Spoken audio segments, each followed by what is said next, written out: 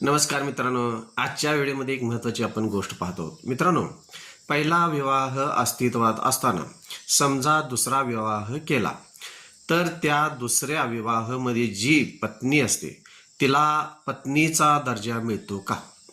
तर हिंदू विवाह कायदा कलम 5 नुसार थोडंसं दुसरा विवाह कायद्याच्या तरतुदीतून विसंगत आहे.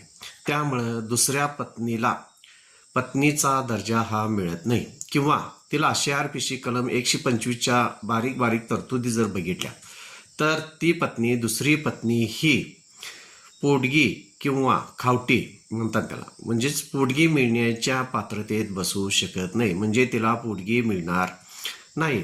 त्यासाठी महत्त्वाचं एक सायटेशन मित्रांनो आपण पाहत आहोत. मंगल भिवाजी लाड विरुद्ध धोंडीबा रामभाऊ अहर 2010/4 ऑल MR 716. सदरचं सायटेशन अतिच महत्त्वाचं आहे, कारण त्याने ह्या सायटेशनमध्ये दुसरी पत्नी होती आणि तिनं पतीकड पोटगी मागितलेली होती. मेहरबान कोर्टानं सदर पोटगी नाकारलेली आहे. माझ्या चॅनलला सबस्क्राईब करा, लाईक करा, शेअर करा. धन्यवाद मित्र.